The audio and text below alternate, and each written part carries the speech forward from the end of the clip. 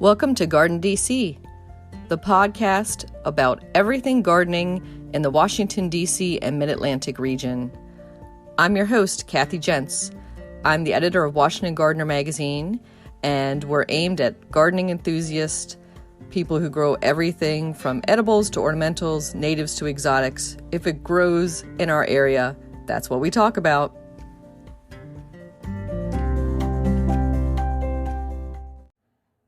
Welcome to episode 155. In this episode of GardenDC, we chat with Sarah L. Hall, author of Sown in the Stars, all about planting by the signs. The plant profile is on lotus, and we share what's going on in the garden, as well as some upcoming local gardening events in the What's New segment. We close out with Ellen Zakos of BackyardForager.com, who gives the last word on eating your weeds. This episode, we're joined by Sarah L. Hall. She is the author of Sown in the Stars, Planting by the Signs, and she is with Berea College in Kentucky. Welcome, Sarah. Thanks so much for having me. Now, Sarah, I should give your full title. It's Associate Professor of Agriculture and Natural Resources. Yes, that's right. And let's talk a little bit first about the college, and then we'll talk about you and your background. So where is the college located? So Berea is just about 45 minutes south of Lexington, Kentucky. So it's still in central Kentucky, but it's kind of right at the edge of the Appalachian region and sort of so essentially just east of Berea, you start to get into the mountains and coal fields of eastern Kentucky. Okay, great. And then about how far is that from the Virginia border? For those listeners who are not in the United States, they might be wondering where the Appalachians are and where that's located. Yeah, so from Berea, I guess over to like Breaks Interstate Park, that's about 3.5 to 4 hours from here, and that's right at the Virginia border. So yeah. And then the Appalachian Mountains run, I think, from Georgia all the way up into New York, actually. So yeah, pretty large swath in the eastern U.S. Great. So did you grow up in that region?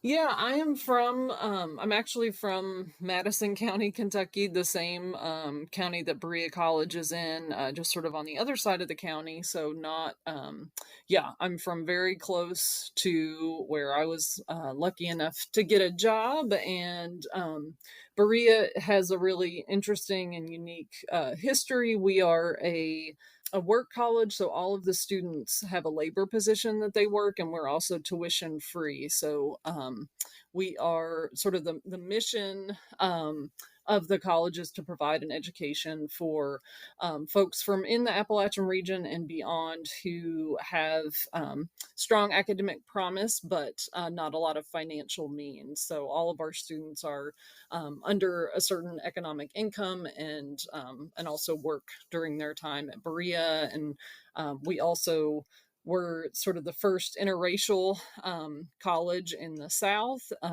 That the college has had that kind of interesting and unique history with a mission to serve, especially the Appalachian region, but we have students from well beyond as well. That's so interesting to hear.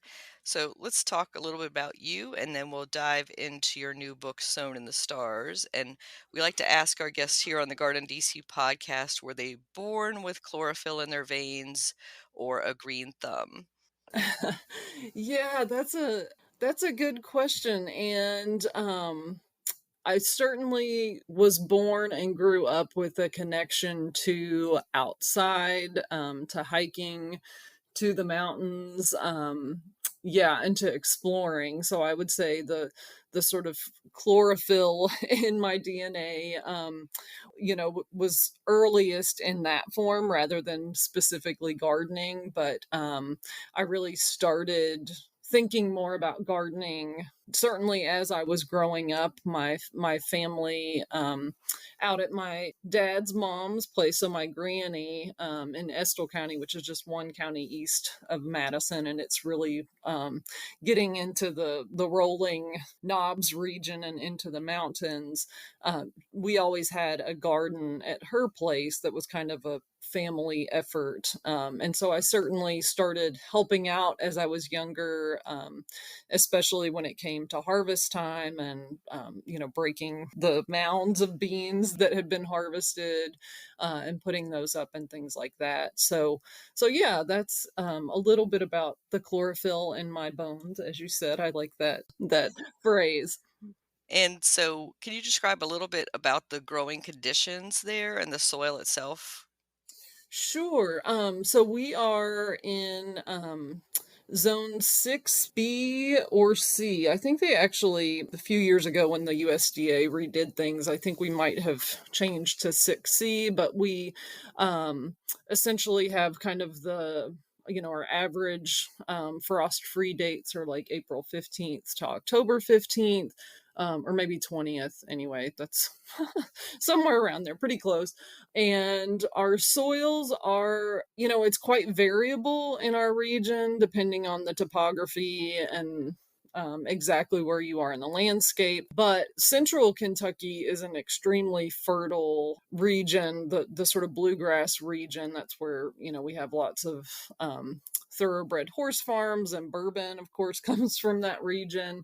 And so, sort of the rich soils as well as the limestone that underlays everything really keeps the soil pH really nice, and yeah, helps buffer the pH and be able to grow things really excellent. As you get sort of a little bit east, a lot of people historically farmed in the floodplains, where you had more fertile soil than in the more weathered areas uphill. So anyway, I don't know if that's exactly what you meant. No, that's perfect. We have a lot of listeners who are hardcore plant nerds and garden geeks, so that's perfect. Yeah, I just wondered how much versus clay versus rocky it is throughout that region. Yeah, it really depends on where in the landscape you are. So, our native forest soils, like especially as you get a little further east into the Appalachian region, those up on the ridge tops tend to be very sandy, rocky, and quite acidic. Where we have like pine forests and that sort of thing. And if you're someone trying to garden, and you happen to be located on somewhere where those are the soils, it's quite challenging. But if you get down on the slope a little bit, or get into some of those floodplain areas, it's certainly is a little easier to do. But here where I am, I'm at my house right now, so I'm looking out my window at my garden, and yeah, we have a pretty nice some nice loam soils, but there is also definitely a clay component that comes in, sort of depending where on the landscape you are. So, yeah, those things, you just sort of are aware of that, and, work with it through what you plant or what you amend with and all that kind of stuff. And since you mentioned looking out the window at your garden, what are you seeing and what are you growing right now? So I've got I have some raised beds that are kind of directly in front of my house, and I've got some tomatillos that are just going nutso right now. I'm just starting to be able to harvest some of them, but they have just really gone crazy this year. I just harvested some purple potatoes out of like some half bourbon barrels that are easily found around central Kentucky. So I harvested those and got some sweet potato slips in, even though it's kind of late for that. I'm hoping I'll be able to get at least some small sweet potatoes out of those. And then out in my main garden area, I've got some peppers growing, a whole bunch of tomatoes. I always grow lots of tomatoes. Um, and I've got some Kennebec potatoes and some winter squash, some half runner beans, some pumpkins, I'm probably missing a couple things, but that's most of it. Hmm, maybe some herbs as well. Yeah, I've got some, my cilantro has all gone to seed, Hmm. and then I've got some basil on the back porch and kind of a little, yeah, little herb garden, container garden on the back porch. Wonderful. So let's turn now to your book, Sewn in the Stars, which I must say I have it in my hand right now. It's a handsome book. It's beautifully photographed and done, and I just love the layout as well. So congratulations on that. It just came out this past April. Yes, thank you. Yeah, I'm pleased very much with the layout that the University Press of Kentucky came out with it, for it. And yeah, Meg Wilson's photos are just so really wonderfully done, and really compliment it in a huge way. Hmm. And so the book is really interesting in that it talks about planting by the signs, but it's not just a how-to book. It's not a like list of the signs and then how to do them.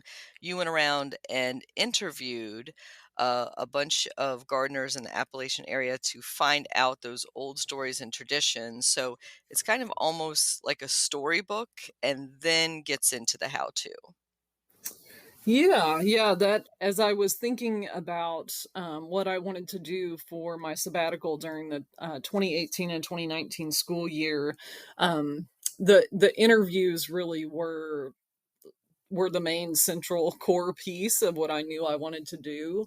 And so I tried to center those, as much as I could in the book. I mean, um, even while I was going around interviewing people, it still felt a little bit, I guess, intimidating or overwhelming to try to think about putting together a book. But I knew that I wanted to capture the voices, and those are all of the interviews are available on the College Archives website, so people can search for just Berea College Archives Planting by the Signs, and they can find there's a little over 18 hours there of all the interviews that are available to listen to online. And at the very least, I knew that I wanted to do that and sort of capture that knowledge, given that a lot of people were getting older that do this. And then the book, I mean, I knew that I wanted to write a book from the beginning, but again, sort of having never done something like that, it seemed like maybe it was overly ambitious. But as I did the interviews, I started, um, just trying to write those sort of biographical sketches that are in that followers chapter, to try to, while the moment was fresh of meeting with each of those people, to try to give a bit of the sense of who they were. Hmm. Yeah, and I think it's so wonderful that you have those recordings available to the public and that you have a little more than 20 people interviewed in here and, as you said, captured while they're still living. And because of COVID or between that period of research and actually publishing the book, you've lost a few of those subjects. Yeah, actually, and so I list four in the front in an author's note, but there's been an additional one who passed away last September that I didn't know about, unfortunately, to get in there. So yeah, five of the people that I interviewed have since passed away. And in such a short time, which shows you how much we're losing and how fast we're losing some of that knowledge. Yeah, yeah.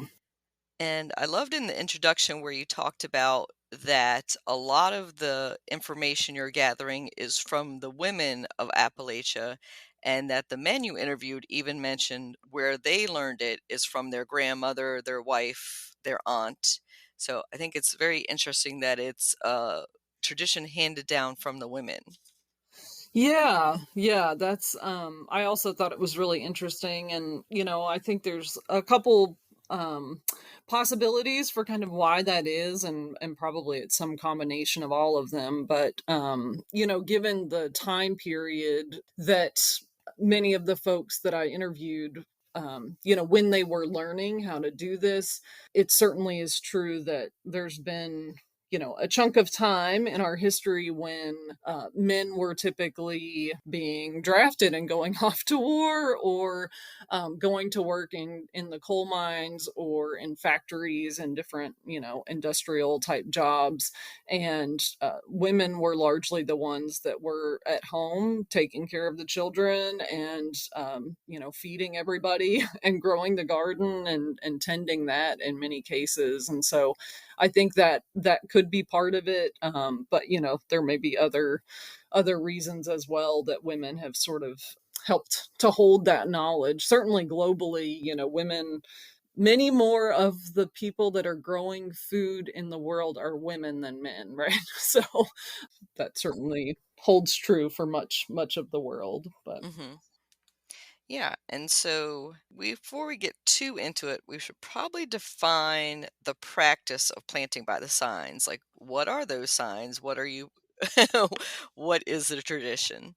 right, yeah. So, in terms of what it is, I have kind of two answers. One is, if people plant by the signs, if they follow this, then what it means on a real practical level is that they have an almanac or a calendar that they follow to help guide their gardening activities. And most of the people that I interviewed, it's a calendar that essentially is based on the information that is in almanacs, but it's in a calendar form. And one of the chapters of the book is on calendars and almanacs, and sort of goes through and gives a little bit of a comparison of the different calendars that are available in almanacs and where they come from, and all that sort of stuff. But that's kind of on the practical level. So there are, on the calendars, for instance, there will be different symbols that represent the different moon signs, and they are looking at that and saying, okay, today is a killing sign, so I'm not going to plant, X crop, whatever it is that they're wanting to get in the ground. And they're looking to see when there's a favorable sign coming, and then they will plant on those days. Um, so that's the practical level. The sort of deeper question then is, what are those almanacs and calendars based on? What does it mean that the sign is Aries for these days or whatever? And so that, I cover in a chapter called The Basics, that goes through and essentially, most people are familiar with their sun sign, right? So they know that they were born, on X date, and that means that they are a Libra or a Taurus or whatever it is. And essentially what that is, or what it is based on, and it gets a little bit blurry because there's astrology and there's astronomy, which is Hmm. actually where things are in the sky. And while they're based on the same, um, ideas and constellations, etc., the actual calculations of those things differ some. So, but sometimes they line up with one another. Anyway, that's a bit of an aside. But your sun sign is essentially what zodiac constellations was on the other side of the sun from the perspective of the earth when you were born. So we have a month in each of those 12, right? It's essentially evenly divided up. If you picture it like as a pie, you've got even slices there for each of the 12 constellations.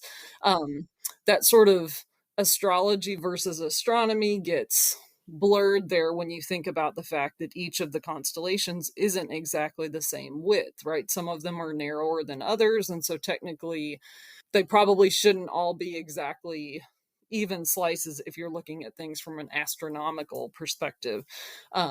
But anyway, we'll just set that aside for a second. So your sun sign, you've got a month in each year in each of those 12 signs. The moon sign, or what the planting by the signs is based on in these calendars and almanacs, it's actually from the perspective of the earth, it's what constellation is on the other side of the moon. From the earth, that is the moon sign. And so that's what the almanacs and calendars are based on, with essentially each of those occurring for 2 to 2.5 days until you shift to the next one. It gets a little bit, um, confusing in some ways, because in addition to the names of the constellations, which most of us are fairly familiar with, things like Gemini, Aries, Taurus, Libra, Sagittarius, etc., each of those has a body part name associated. And most of the people who do this, who plant by the signs, or certainly the ones that I interviewed, refer to the signs by the body part names rather than the constellation names. And so there's that piece of it, and then there's also a symbol for each one of them, and that's often what you will see on calendars rather than the name or the body part associated with that sign. You'll actually see the symbol, and so there's kind of three different things that you're trying um, to line up there in speaking the language of planting by the signs. Yeah, I can see how those traditions might get confusing, and Gemini might be lungs or might be twins, depending on who's referring to it. Yeah, that tends to be twin days is how people would refer to them, or even more so, it was the arms Hmm. is Gemini. So Interesting. So these traditions, are they coming down from Germanic astrology traditions? Where are they originating from? I will say that I got into a little bit of the basics of, of the system of how these constellations got named, etc. But I didn't necessarily get into a huge amount of depth about where all this is being done or what the roots of it are. I will say that this certainly is not an Appalachian only thing. So sometimes people have asked that, like, oh well, is this only, and that's definitely not the case. This is a worldwide thing that is happening. And in fact, one of the people that I interviewed, she actually learned about it when she was in Guatemala from Mayan farmers. And so, yeah, I think that's what I can say about that, other than there certainly are Germanic ties in terms of the biodynamic almanac and calendar. There's a woman, Mariah Thune, who did a huge amount of research that went into establishing that calendar and almanac system. And that one is actually, not only is it different in that it's based on research that she did, but also there are no sort of universal killing signs like there are in, say, the Old Farmer's Almanac, or related systems. And so essentially each sign is designated as either a flower, a root, a fruit, or a leaf sign. Sorry, each of the signs has one of those designations. And also that calendar and almanac is more astronomical. So the time that is in each of the signs varies according to the size of the constellation in that system. So it's a little bit different in that way. But certainly even folks that don't follow specifically the biodynamic calendar and almanac, you know, there are ties. The idea of these almanacs goes back pretty darn far to, original settlers coming over across the Atlantic and Hmm. landing here. They brought almanacs with them for sure. So, whether their heritage was Irish or German or wherever they were coming from, many families brought almanacs with them. Hmm. Or their learned traditions. Yes. Yep. Hmm. And we should also note here that it's not just about, even though we call it planting by the signs or planting by the moon is another way it's referred to. It's not just the planting, but the other aspects of agriculture too. So the harvesting goes by the signs, the rendering of meat goes by the signs. Are there any other traditions that go by the signs? Yeah, there are a lot of them. And so there's a chapter called Beyond Planting that goes into some of those ones. You mentioned things like when to do fencing. So the idea there, and in older references, they'll also talk about digging graves. And essentially, depending on which half of the moon's phase you're in. So if you're in sort of the growing side of the moon, or between the new and the full moon, sort of that waxing period, it's thought that you will have a lot of dirt left over, and things won't pack down really well. Whereas on that other half of the moon, between the full moon and the new moon, things would pack down really well. The fence posts are not going to move. You might even need to find more dirt to fill in the hole. Whereas, yeah, it would be sort of opposite on the other side. And so you can see how that also, with grave digging, it's the same kind of idea. Spreading gravel is another one that corresponds to those two halves of the moon's phase, where if it's in that light moon, the gravel will stay on top of the, of the soil and the earth where you spread it, but on that other half it'll get sort of sucked down and won't last as long. Yeah, you mentioned butchering. People will also think about medical procedures, dental work, or surgeries and that sort of thing. So that body part name association of the signs, the general idea is that there is more blood flow to those parts of the body when the sign is in that one. And so if you're getting medical work done, you want the sign to be away from that part of the body in general. So like dental work, you would definitely not want the sign to be in the head or Aries. You would want it to be Ah, well away from that part of the body. And that came up in multiple interviews that I did. People had stories of either them or somebody that they knew who did it either in the wrong sign and had a bad experience, or did it in a right sign where it was farther away and they healed fine, and it was, it all worked out. So fascinating. But I could see that a dentist might want to take his vacation during that Aries sign, because who would book their appointments during that? That would be crazy. yeah. Um, so a lot of this, can sound a lot of, is this a magic system? Is this just folk traditions? Where, is any of this true? And I know you have a scientific background. So what are, or if any, the scientific studies that might support some of these practices? Yeah, it's a good question, and I'll preface my answer by saying that I suspect that there may be some stuff out there that is, that is not accessible to me. In other words, that's not been translated to English, right?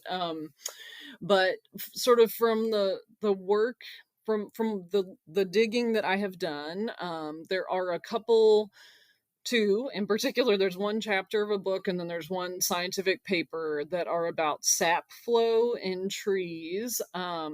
During One of them is sort of during tides, right, which is of course due to the moon and its proximity to the earth, right, 2 times a day, and essentially sort of the gravitational bulge that it causes on oceans. But at least part of the idea with planting by the signs is that the moon has an impact on water regardless of how small the quantity is, right? It's just that we can only see it with tides. But anyway, so one of the studies looked at sap flow with the tides and found, so they inserted probes into a number of trees and looked at sap flow, and they found a correlation essentially of sap flow with the tides. And then another one was sap flow in a solar eclipse. So not sort of not exactly the same,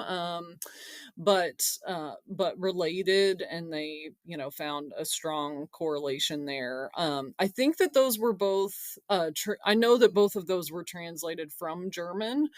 And then the other research that has been done is that large body of work by Mariah Thun that I mentioned earlier, THUN, if anybody wants to look up. And she has published quite a bit of that. And then her family has continued that work. So her son and now her grandchildren actually are continuing the research that's done there.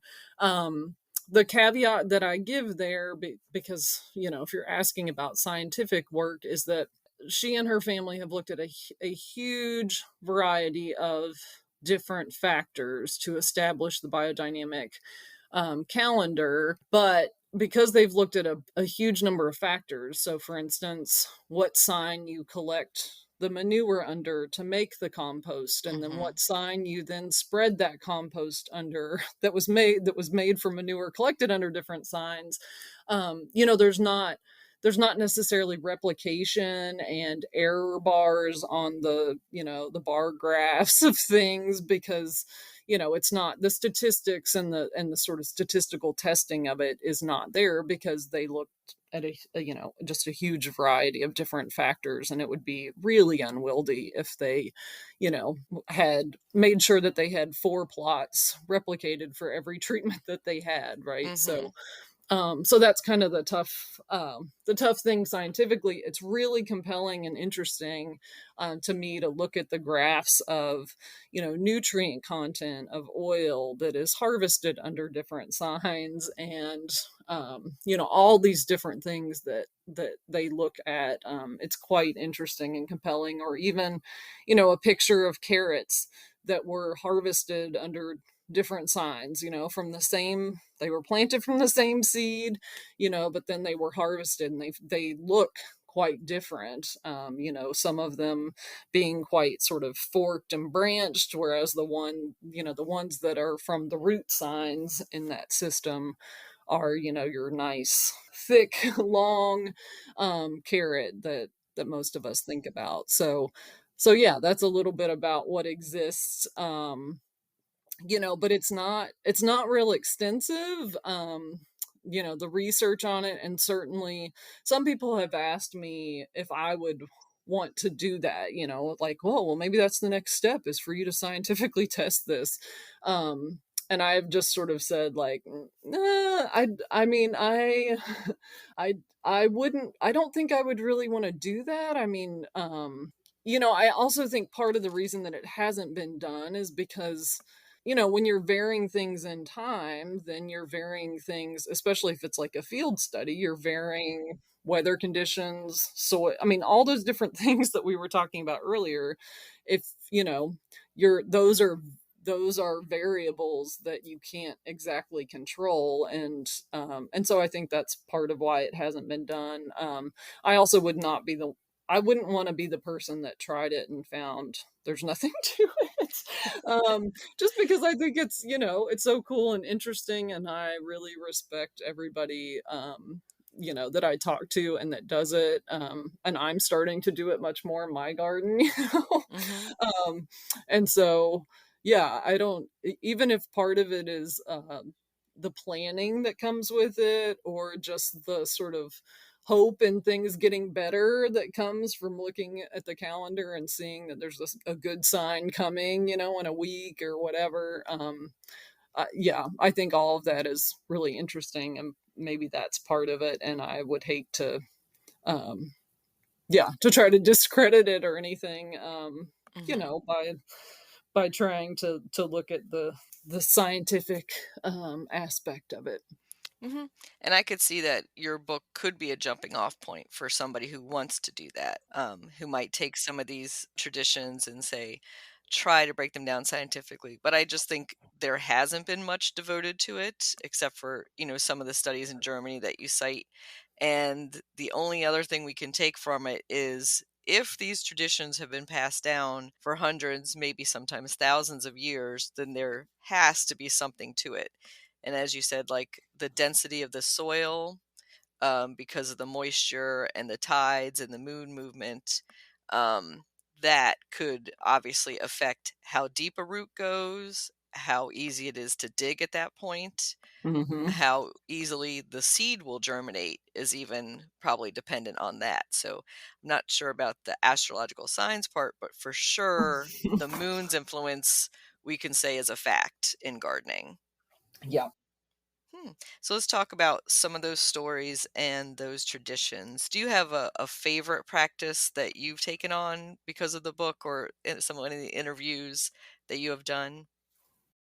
Yeah, I mean, that's an interesting question. And yeah, there are so many different practices that came up more than once, that sort of stick out in my mind. And I think, kind of what I am thinking about is largely influenced by what I'm doing in the garden and what's happening. And this is the first year that I've ever grown potatoes, like Irish potatoes, and it's mainly just because I went to give a book talk actually, at Pine Mountain Settlement School, and it was their Grow Appalachia seed giveaway day, and they had extra seed potatoes, and so I was like, oh, okay, I'll take some and I'll grow potatoes.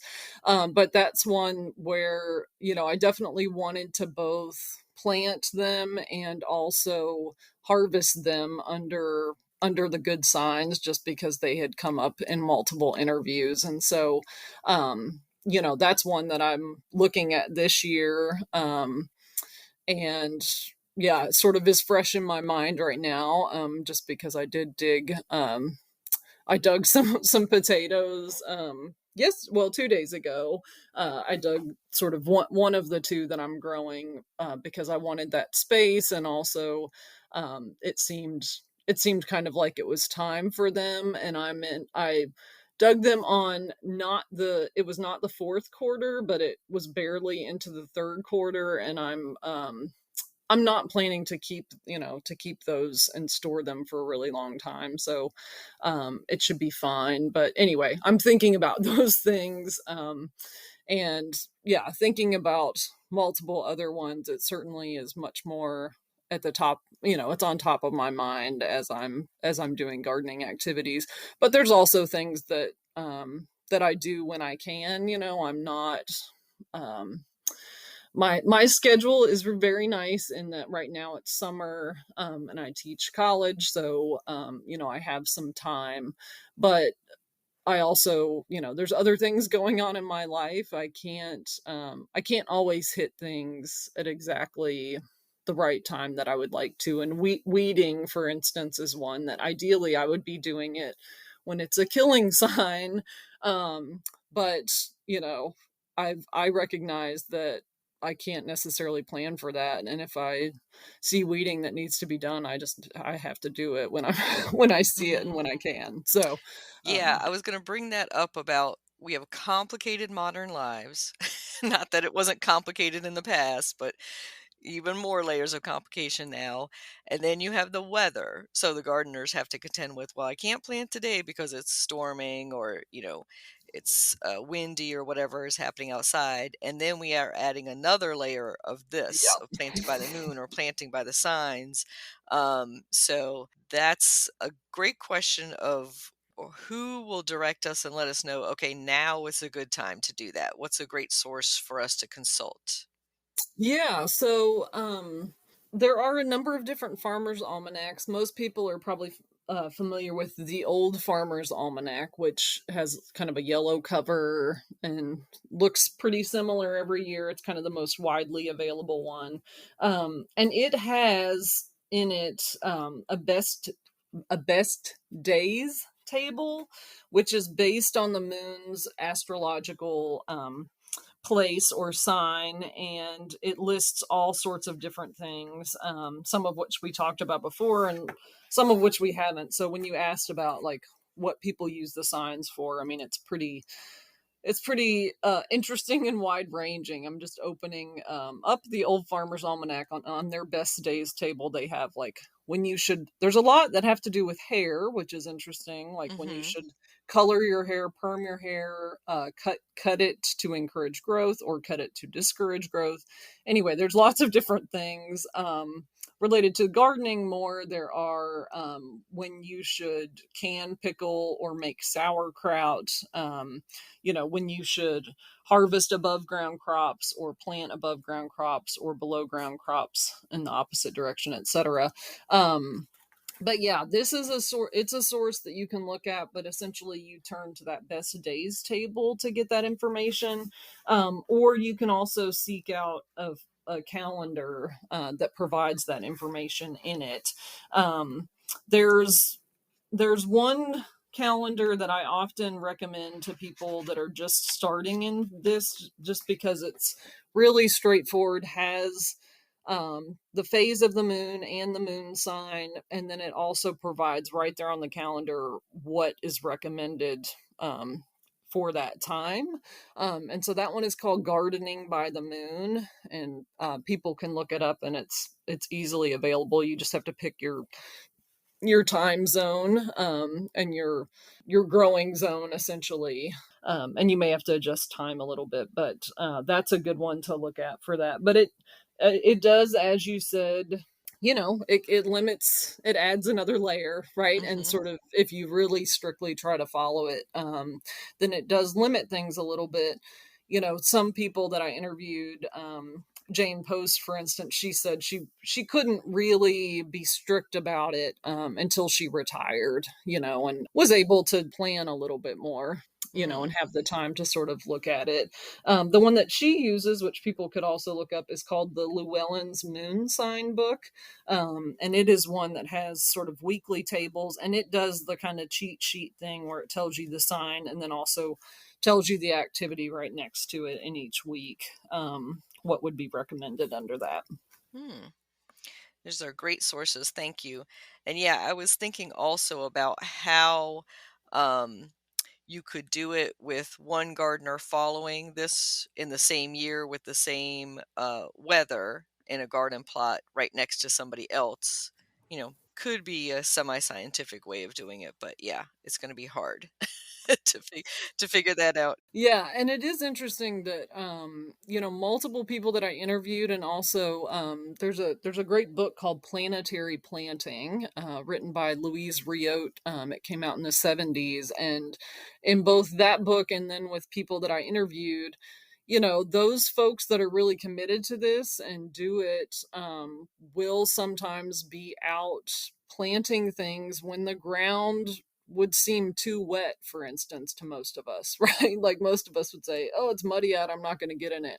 But Hmm. people who really believe in this, they will sometimes be out when it's super muddy, or they might be out when it seems like it's too dry or whatever, when the rest of us would say the weather doesn't seem ideal for doing things. If it's a good sign, and especially if they've looked at the calendar and they see that it's going to be, like, if it's in one of those times in the moon phase where things are shifting between those two halves, then it can be a full 2 weeks, before you're back into a favorable sign. And so, if that's the situation, you're like, okay, well, today is the last day for the next 2 weeks to get my carrots in or whatever, then they might be doing it even when it seems like it's not necessarily an ideal time. Hmm. Well, I kind of think this is good for those procrastinators amongst us who I'm counting myself in, because it will light a fire under your butt and make you do it.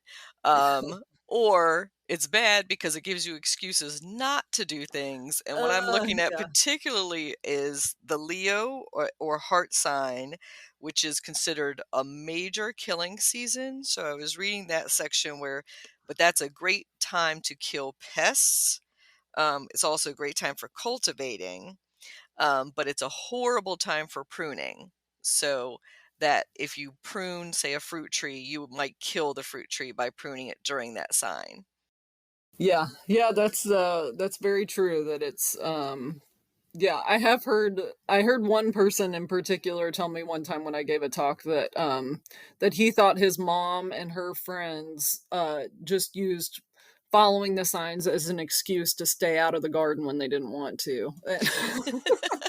Exactly. I was like, That's this is not a good sign. But then you could look at the chart and you know that it's true or not, whether they're just using it as excuse or not. But certainly it does bring some order to things and gives you a guide and some type of planting calendar. If you're not a planner, if you're not somebody who's going to chart out and mark on your physical calendar or set an alarm on your phone, you can forget. Like you can forget that, oh, I just totally missed the time to plant my okra. So in that way, the season is good. So, is there any story in the book that particularly touched you emotionally? Yeah, that's a good question. I mean, of course, I sort of my mind automatically jumps to some of the people who have passed away Mm, since I interviewed them. But there are a number that sort of go through my head. I guess as a little bit of a generality, the two I was able to interview two World War II veterans, and both of them have passed away since.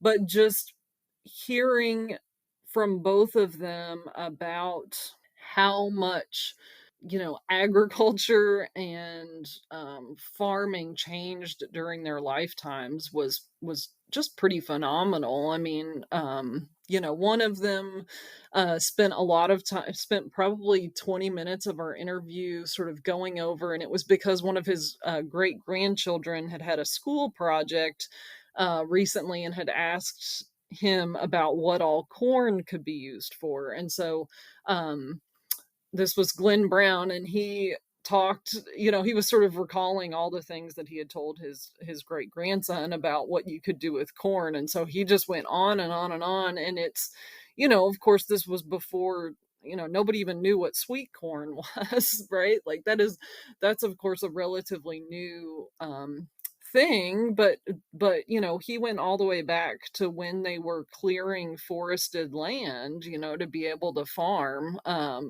and and then of course went through all the different things that corn were used for. And then the other World War II vet, Jess Clarkson Jr., he talked about when he got back from the war going to farm school, which was essentially sort of the precursor to the to extension, to the extension service that we have now. And he went to that and then talked about essentially fertilizers coming under use. And these are things that I have talked to my students about in my class, and certainly knew the increases that happened in corn yields with hybrids, and the use of fertilizers that happened. I've talked about all those things, but just to sort of hear personal stories of how these people were impacted, and just how very different things are today, from when they were young, was pretty interesting and powerful. And I think a lot about how different many people are living today than people used to have to. I mean, it wasn't necessarily like everybody wanted to all the time be having to raise the food that they were going to eat, but that's what everybody had to do. And now we're in a world where people can be entirely removed from the natural world, like, give absolutely no thought to where their food comes from, um or even look up at the sky and think about what's happening with the moon. And it's just a very, very different situation now. So yeah, that's what comes to mind, even though not exactly an answer to your question, perhaps, but hmm. No, but that's so very true. And you're right that, a lot of people are completely disconnected to the natural world. So all of this would be a completely foreign language to them. So almost teaching gardening by planting by the signs could be a system that would reintroduce them to all of those. yeah, yeah, that would be a lovely thing to come out of it for sure. how can our listeners contact you if they want to find out more information? If they happen to be on Facebook, I have a page for the book called Sown in the Stars, so they can look that up, and that's where I've got information about different events and things like that. And they can also feel free to email me at sownинthestars@gmail.com. Those are two good ways to get a hold of me. Great. Thank you so much, Sarah. Thanks for having me.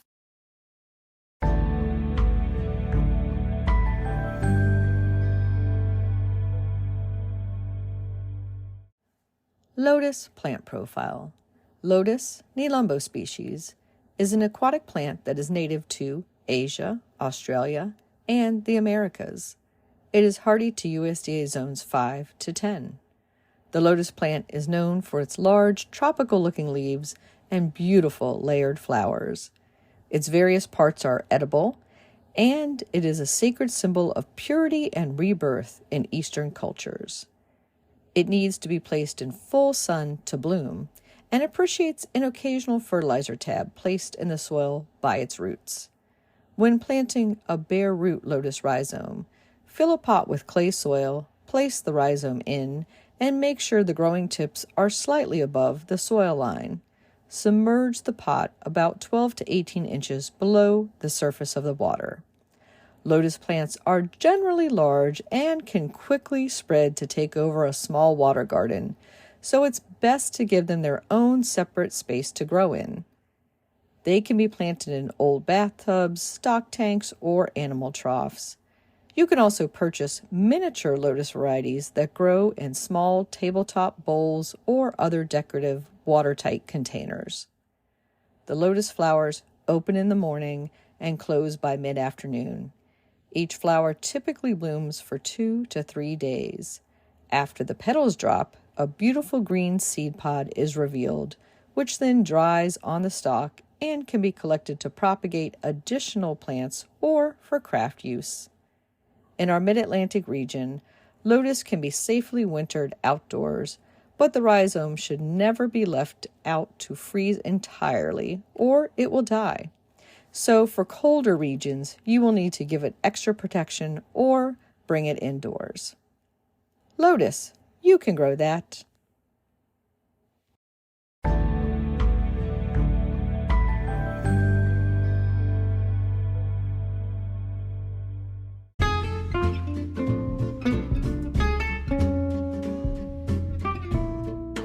What's new in the garden this week? Well, over at the community garden, we've established a little pollinator garden strip just outside the deer fence, which includes beautifully blooming borage and the common milkweed. Over at my home pollinator garden strip, the monarda and butterfly weed are blooming profusely.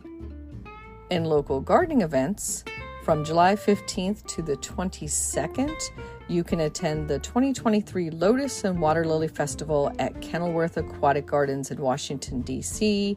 Find out details about the daily schedule of events at kenaqgardens.org. And you don't have to wait for the festival. The lotus and water lilies are in bloom now and will be in bloom for several weeks after the festival, so visit anytime. They're open daily from 8 a.m. to 4 p.m. Another upcoming local event you might want to attend is at Tudor Place in Georgetown, Washington, D.C. That's the next installment in the Art in the Garden series on August 12th from 9:30 a.m. to 11:30 a.m. The fee for that is $55 for non-members, $45 for members of Tudor Place. You can register at tudorplace.org. All materials will be provided, and you are going to be out in the garden doing color pencil sketching workshops. The summer flora, incorporating the brilliant hues and using various techniques for your own unique art creation. 2 dates to hold in your calendar for later this season is the DC State Fair on September 10th. That will take place this year at Franklin Park in downtown Washington, D.C., And the American Hort Society's 50th Gala will be on Saturday, September 23rd at River Farm in Alexandria, Virginia. Happy gardening!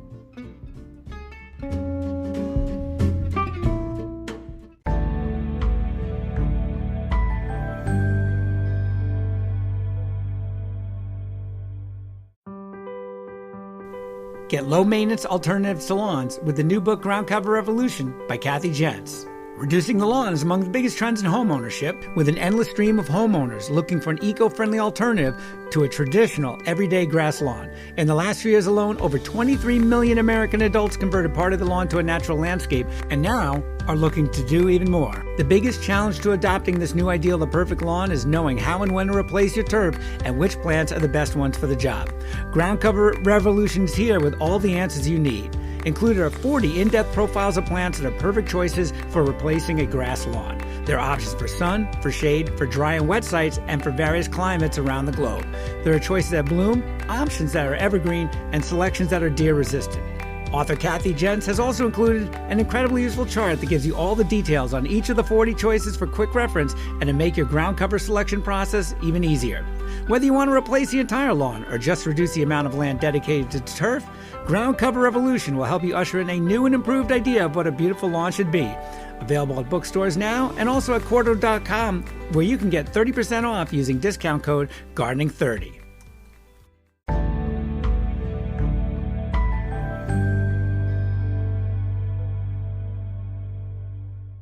In the new book, The Urban Garden by Kathy Jentz and Terry Spate, you'll find dozens of inspiring and creative ways to grow flowers, shrubs, vegetables, herbs, and other plants in small spaces and with a limited budget. Whether you want to grow on a balcony, rooftop, front stoop, or a tiny urban patio, turn your growing dreams into reality and build a gorgeous and unique garden that showcases your personal style while still being functional and productive. With the ingenious ideas and resourceful tactics found here, you'll be maximizing yields and beauty from every square inch of your space while also making a lush outdoor living area you'll crave spending time in. Whether you're growing edible plants or beautiful flowers, the 101 amazing growing ideas found in the Urban Garden will turn your tiny urban yard into a treasure trove of green you'll be proud to share with family and friends. Buy your copy today at your local retail bookseller or order it online now at Amazon.com or bookshop.org.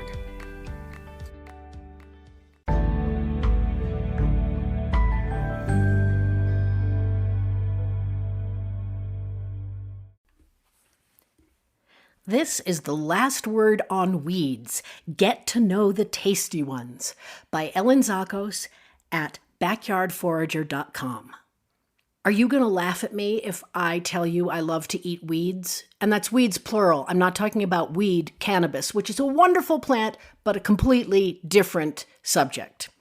I'm talking about the weeds that most people want to eliminate from their lawns and gardens, like burdock and dandelions and mugwort and chickweed, maybe even mallow, pokeweed, and purslane. And if you are spending time and money and energy getting rid of these weeds, then you are missing a real opportunity.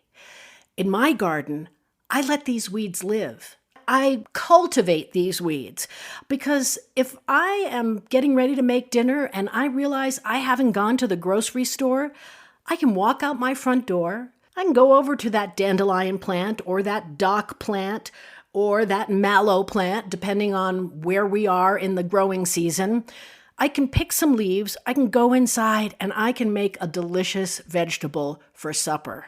These are all plants that have been considered and even planted as vegetables around the globe in different centuries, and we have lost that knowledge. For example, in Greece, dandelions are a very popular vegetable to use, especially in spring and fall, when their foliage is at its most tender and delicious. Later in the season, it can get bitter. Mugwort is used in a lot of different Japanese dishes. If you've ever eaten green mochi, that green color comes from mugwort. And in Germany, it's often paired with fatty meats like goose or duck. Pokeweed has been a traditional vegetable in the southern United States for centuries. And mallow is harvested in the Middle East and used in lots of different casseroles as a wonderful green. I've even taken purslane, put it in a blender with some tequila, and come up with a very delicious and beautifully emerald green take on the traditional margarita. One person's weed is another person's vegetable. So the next time you're thinking about going out there and spraying your dandelions or digging them up, I encourage you instead to pick a leaf, go inside, add it to your salad, cook it up in a stir fry, and see if you like that flavor. Because if you do, you are about to enter a whole new world of delicious, free food. And can I underline free? Who doesn't like the idea of going out and picking your vegetables from a place where you didn't plant it? You spent no time cultivating that plant. You spent no money buying seed, fertilizing that plant. What's more appealing than delicious, free food? And if you want recipes or identification tips on how to be sure you've got the right plant, because that is very important, take a look at my website, backyardforager.com, and feel free to email me with your questions, ez@backyardforager.com. I hope you'll start eating some of your weeds. This has been The Last Word on Weeds, Get to Know the Tasty Ones, by Ellen Zakos at backyardforager.com.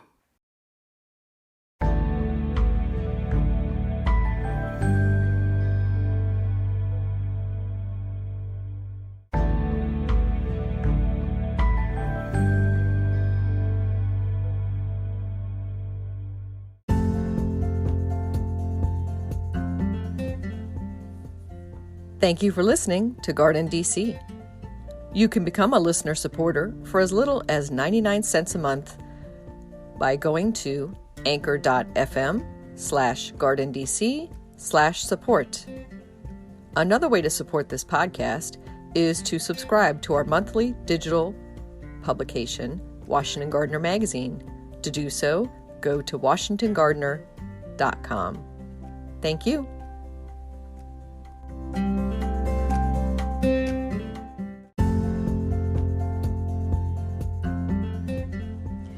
You can find Washington Gardener online at washingtongardener.com, on Twitter at WDC Gardener, on Instagram at WDC Gardener, and on Facebook.com at Washington Gardener Magazine.